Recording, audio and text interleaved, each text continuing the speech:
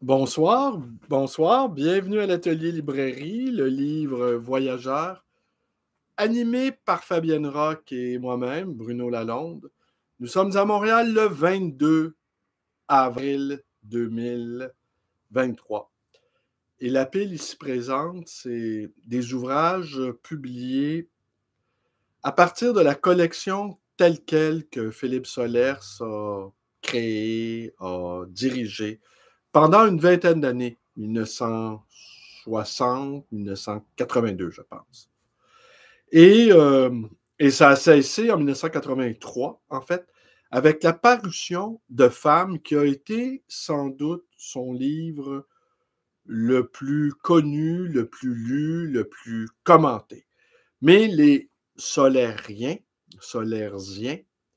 jugent que les livres les plus importants qu'a écrit Solers, c'est ceux qu'il a fait dans sa période, j'aurais envie de dire, formaliste, 1972, 73, 74, et où, j'y reviendrai, mais en fait, ce que j'avais envie de vous dire, c'est que moi, je suis un lecteur de Philippe Solers depuis Femmes, précisément. J'ai fini par lire les autres Solers au fil des années. Je les ai ajoutés au rythme des parutions annuelles. Et cette année, en 2023, c'est la première fois que Philippe Solers ne fait pas paraître un livre. Il les fait toujours paraître aux alentours de mars, février, mars, et il laisse, en bon stratège qu'il est, il laisse la rentrée automnale déferler et il apparaît dans un espace-temps où l'agitation éditoriale frénétique est apaisée. Mais cette année, pour la première fois depuis 83, faites le calcul, depuis 40 ans, pas de Philippe Solers à se mettre sous la dent. Solers est né en 1936, la même année que mon père. Mon père qui est décédé au cours de l'année 2022. Il est également né la même année que le père de Fabienne, qui est décédé précisément il y a 3 semaines. Alors, on peut présumer que s'approchant de l'âge de 90 ans, on peut présumer, au fond, que Philippe Solers, peut-être, est rentré dans le grand âge et que peut-être n'a-t-il plus l'énergie ou les ressources ou la santé encore afin de nous offrir son opus annuel. C'est possible, je m'en désole, car pour moi, ça rythme, j'aurais envie de dire, ça rythme le printemps. Et la pile, donc, vous voyez là, c'est une pile de livres dont je me suis porté acquéreur hier, d'une dame qui a fait son doctorat sur tel quel, la revue telle quelle. Et je vais vous en montrer quelques-uns, et ils y sont tous. Marcelin Plenay, Philippe Solers, bien entendu, Maurice Roche, Denis Roche, je fasse attention pour pas que la pile s'effondre. Tenez, Maurice Roche, compact. Maurice Roche, je ne vais pas bien, mais il faut que j'y aille. Philippe Solers. Jean Thibodeau, mai 68 en France, précédé de Printemps rouge par Philippe Solers. Maurice Roche, Macabre ou Triomphe de haute intelligence. Marcelin Plenay, comme. Bon, et je pourrais continuer. Et le Mécrit de Denis Roche et Eros énergumène de Denis Roche également. Et la caractéristique physique de ces livres, c'est qu'ils sentent le tabac refroidi. Et je n'ai pas pu m'empêcher de penser, c'est leur première caractéristique, une caractéristique olfactive. Et je n'ai pas pu m'empêcher de penser à ces innombrables scènes dans les romans de Simenon, en particulier ayant pour personnage principal Maigret, où il est toujours question de cette odeur de tabac refroidi. Et donc, cette dame, elle était fumeuse, en tout cas, elle a fumé pendant de nombreuses années. Ses livres en portent les traces, les stigmates. Ce sont des livres enfumés. Ce sont des livres qui ont connu l'imbibation tabagique. Et leur autre caractéristique, qui celle-ci est plus, en fait, j'allais dire plus intelligente, mais on imagine sans peine, elle a fait son doctorat, hein, l'ai-je dit, en tout cas, si je l'ai dit, je le répète, elle a fait son doctorat. Alors, on imagine sans peine les longues nuits de veille où, creusant ces textes difficiles, grillant cigarette sur cigarette, prenant des notes, annotant, établissant des parallèles, construisant son objet d'érudition, son objet savant. Et elle semblait, lorsqu'elle les a proposés à la vente hier, elle semblait en être tout à fait revenue de cette expérience que moi je pourrais qualifier quasiment de chamanique, parce qu'on ne peut pas passer à travers tout le corpus de tel quel sans que cela produise un effet, voire un effet secondaire. Et qu'est-ce que c'est au fond aussi? Car faut bien garder présent à l'arrière-plan toute la mouvance à la fois de la sémiologie, à la fois de la linguistique, où sont sollicités Benveniste ou encore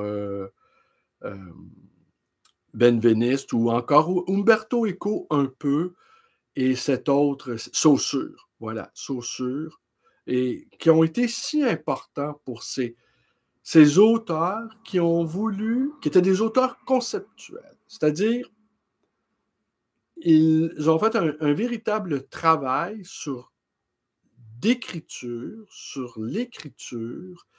et comme l'art conceptuel vise à confier à celui qui regarde le soin de fabriquer par son esprit un objet invisible.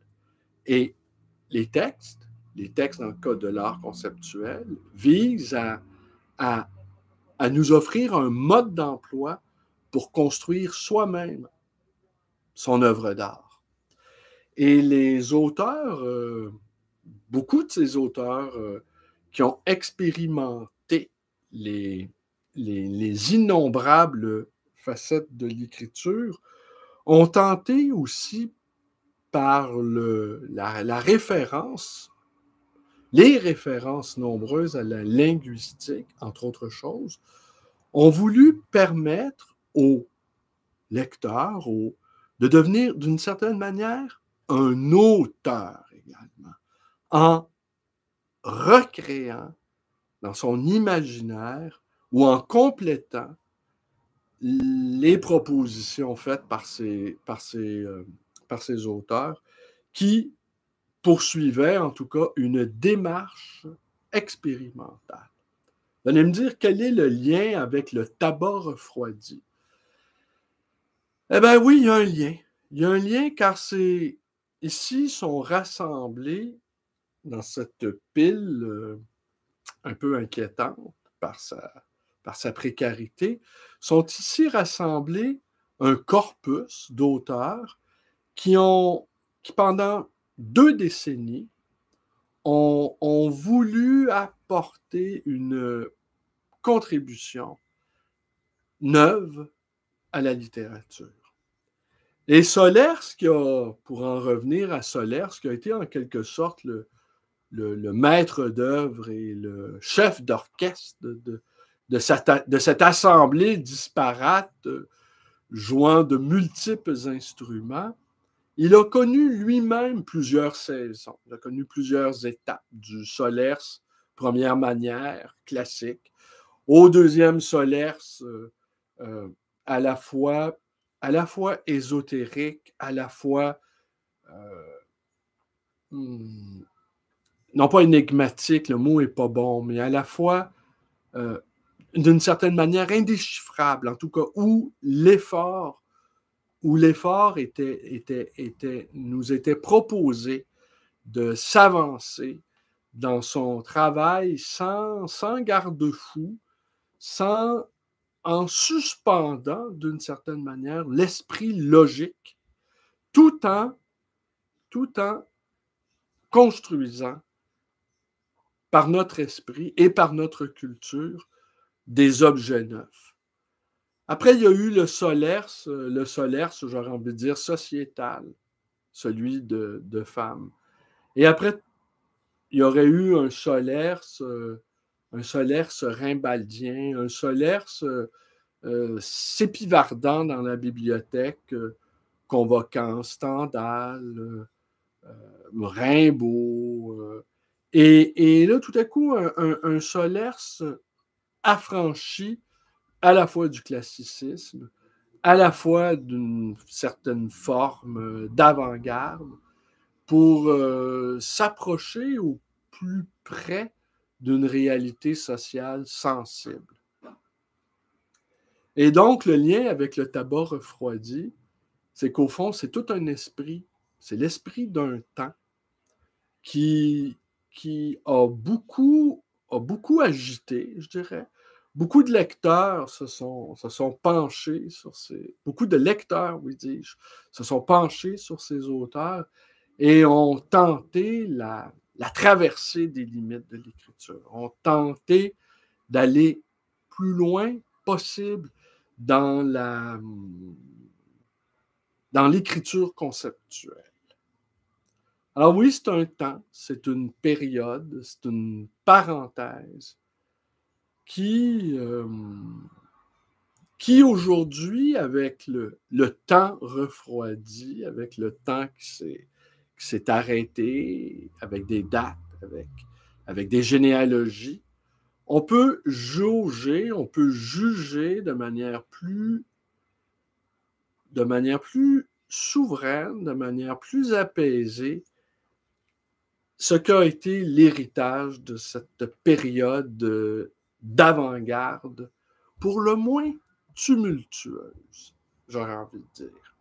Parce que c'était aussi lié à l'énergie vibratoire des années 70, fin des années 60, début des années 70, des années d'intense ébullition sur le plan de la contestation, de renversement de certains tabous, de renversement également d'une certaine morale avachie, morale pudibonde, qui fait un retour en force, mais avec la même hypocrisie, disons, avec une hypocrisie décuplée, j'aurais envie de dire.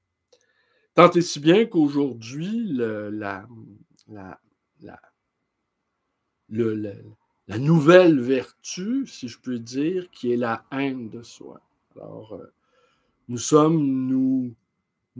c'est une manière, enfin, énorme que de s'aimer, j'aurais envie de dire trop, que de se blâmer de tout ce qui ne va pas dans notre société. Et c'est une manière, bref, cette haine de soi que l'on retrouve tant chez beaucoup d'intellectuels occidentaux qui se jugent coupables de pratiquement tout. Se juger coupable de tout, au fond, c'est s'innocenter radicalement. Et c'est un amour, j'aurais envie de dire, se détester à ce point-là, c'est faire preuve d'un amour immodéré à son égard. Je pense, en tout cas. Avoir les critiques répétées que l'on fait à l'encontre de notre société ouverte, imparfaite, démocratique, quasi impossible, en fait. Et les critiques, elles sont permanentes, elles sont constantes. Alors, sans doute, Solers aurait eu... en fait, Solers a un regard ironique, second degré, sur notre société, et il est à l'affût toujours du petit détail qui révèle l'ensemble, le petit détail signifiant qui met en panorama le grand portrait général. Alors, je fais cette vidéo avec à la fois une certaine tristesse de ne pas avoir un Solers. 40 ans de fréquentation, ce n'est pas rien. Et Solers, je l'ai souvent dit, je lui dois d'avoir appris à devenir un lecteur idéologique, décloisonné idéologiquement.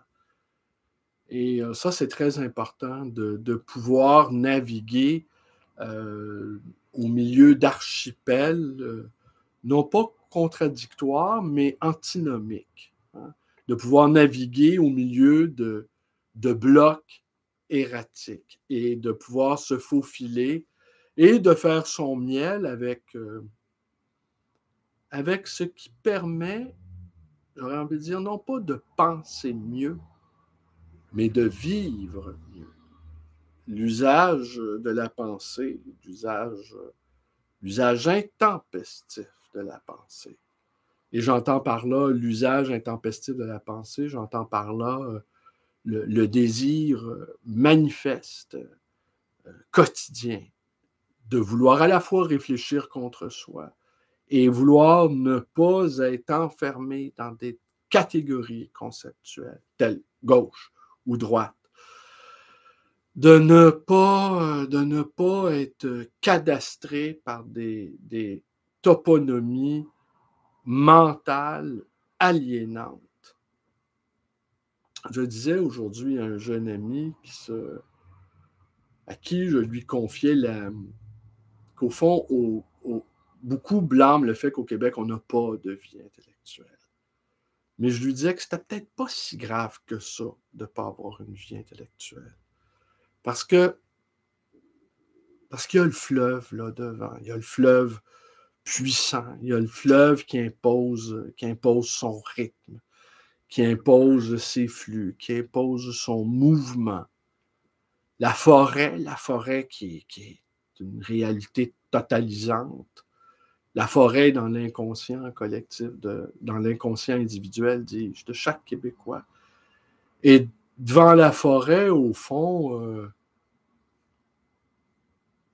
Wittgenstein est impuissant. Devant la forêt, le berger de l'être trouve tout naturellement son sentier, sans réfléchir. Au fond, l'omniprésence de la nature, sa virulence, sa puissance, fait de telle sorte que penser peut quasiment devenir facultatif dans notre contrée. Et sans compter le substrat autochtone, qui a une lointaine parenté avec l'Orient, n'est-ce pas? Alors, j'aurais envie de dire qu'au Québec, il y a une sorte d'Orient intérieur, qui fait de telle sorte que oui, peut-être, on peut arriver à... Parce que l'influence de la pensée chinoise, l'influence de Marcel Granet est probante et patente et qui coïncidait aussi avec l'importation de drogues hallucinogènes telles que le hashish, n'est-ce pas, dont Philippe Solers et sans doute ses amis faisaient grand usage. Peut-être même la dame qui m'a vendu les livres, peut-être qu'il n'y a pas qu'une odeur de tabac refroidi. Il y a peut-être aussi une fragrance d'achachin azimuté qui se love à l'intérieur de chacune de ces pages. Peut-être. Mais assurément, l'Orient n'était pas tellement loin. L'Orient, et j'aurais envie de dire la Californie, mais l'Orient et la Californie, ça va de pair. Peut-être que dans cette métamorphose, à la fois intellectuelle et ontologique, où l'Orient et où les fragrances importées d'Asie pouvaient en quelque sorte déclencher quelque chose dans la pensée cartésienne, trop cartésienne, en tout cas, j'aurais envie de dire même pseudo-cartésienne, européenne, en particulier celle des Français. Je pense que le cartésianisme des Français fait partie des histoires que les peuples se racontent à eux-mêmes. Personnellement, quand je suis en France, je ne ressens pas le cartésianisme. Pour dire le vrai, je ressens plutôt la présence des Gaulois, la présence des Druides, la présence celte, la présence quelque chose de très creux, de très, très, très profond, avec un glacis rationnel, qui semble tromper pas mal de monde, mais en même temps avec des poussées irrationnelles assez intéressantes à observer.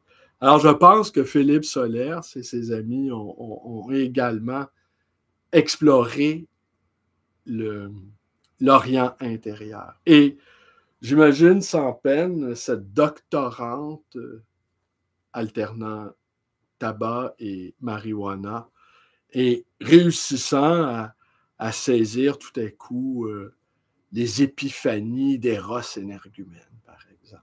Eros énergumène. Hein? Comment ne pas penser à Platon, hein, qui nous peignait justement Eros sous des signes. Il est petit, il est sale, il va nu-pied, il est aveugle, et il n'a qu'une envie, c'est de trombiner. Alors, rien à voir avec l'amour. Hein? Ouais, l'amour, après, ça peut être le vernis aussi, ça peut être le glacis. Bon, je pense que je me suis beaucoup égaré, mais peut-être est-ce les effluves, peut-être que simplement arracher une page et l'allumer me permettrait d'avoir accès de manière fulgurante à cet Orient intérieur. Et elle les annotait avec beaucoup de célérité.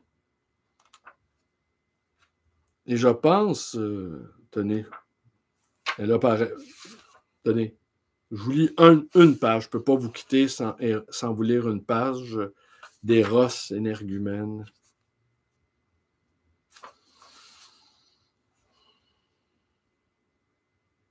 Au blé, cocatrille du sommeil, aucune inondation. Tout est enfui dans le rideau qui, de rechef, enveloppa l'oublieux, mérite de notre coït. L'échéance à l'été, ceinture qui coulisse ou bien blouse ronde, formes ne font que trembler sans vent, sans raie. Sous ses cheveux noirs, plus proches d'elle, qu'elle n'est reconnaissable pour cette semaine, situation inchangée, yeux, une façon raidie et impersonnelle de mettre les bouchées doubles. Main derrière le dos pour que je prenne mieux ses seins, carmin ébloui, chaste, et moi de ma mélancolie épouvantée, je me vide.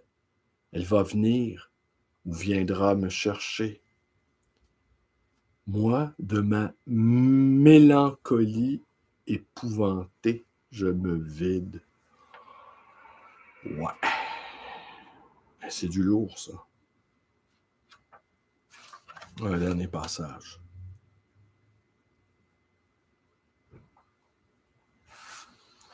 En face du 8, d'Assouci Anton en 1677.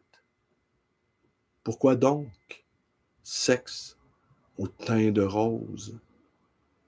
Ici pourrait de même prendre place ce très long poème, écrit il y a près de 5 ans et dont le titre, seul souvenir net qui m'en reste, était fait d'une légende complète de cartes d'état-major.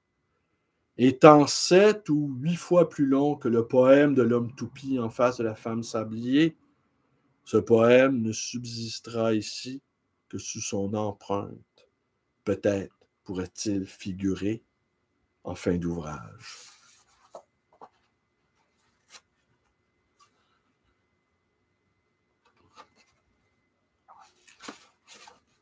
Ils sont vraiment parfumés.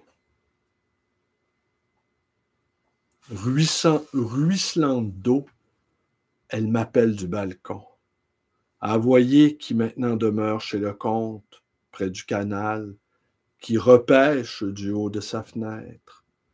Cette région accidentée où je descends dans la forêt pour franchir la rivière en sens inverse, me guidant aux rayons du soleil, je conserve un bon souvenir de cette bâtisse et de ses tours rondes.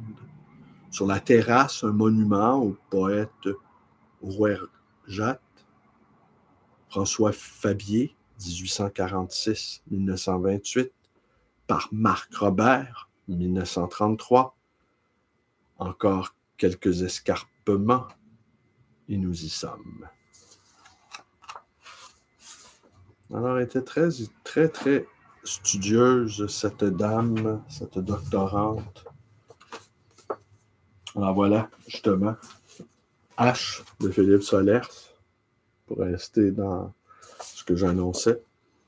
Ah oui, Cachemire, Marocain, Afghan, Jamaïcain.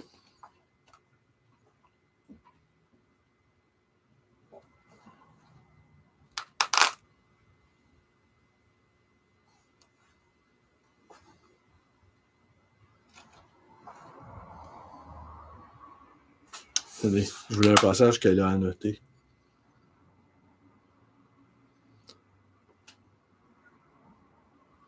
J'imagine de futurs penseurs chez qui la perpétuelle agitation de l'Europe et de l'Amérique s'associera à la contemplation de l'Asie déposée par des milliers de générations.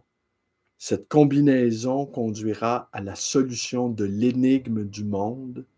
L'humanité aime s'enlever de l'esprit ces questions d'origine, de commencement, de fin. Elle jouit de casser sa coque, d'effacer ses traces, d'être soyée, saillée, décellée, fuyée à la fin. Joyce allait écouter les animaux dans leur cage. Il courait ensuite prendre un pernod au café du coin. Sa femme trouvait qu'il buvait moins à table, mais demandait aux voisins de venir après le dîner pour qu'ils disent au moins quelques mots, le plus souvent sur l'opéra, d'ailleurs, sinon pas une syllabe, un moment vient où le choix est là en personne. C'est à prendre ou à laisser, à toi de jouer. L'histoire change la vie, qui change le langage dans sa vie même. Donc, la chambre à écho de tes mots, tout s'interprète différemment selon l'ouverture, le 12 juillet 1972. Mao est en pleine forme. Il soutient, disent les journaux, une conversation animée, sans manifester la moindre fatigue. Sa parole à 79 ans est claire. Il montre une mémoire étonnante, citant des chiffres avec facilité sur la situation économique de tel ou tel pays, sur les forces militaires de tel autre. Il évoque les visiteurs français qu'il a reçus précédemment, sans avoir jamais à chercher un nom. Bref, il apparaît à son visiteur comme une tortue truculente, les interprètes éclatant de rire tous les 2 minutes. Et ça se poursuit, ça se poursuit comme ça. Il n'y a aucune ponctuation, il n'y a aucune virgule, ni aucun point, ni aucun point-virgule. C'est une longue coulée. On a un trip ininterrompu. Je vous remercie d'être avec moi. Portez-vous bien et à demain. Je commence à prendre un peu mes aises avec cette nouvelle manière de travailler qui est le direct. Je pense que c'est la 6e vidéo consécutive. On ne sait de rien. À demain.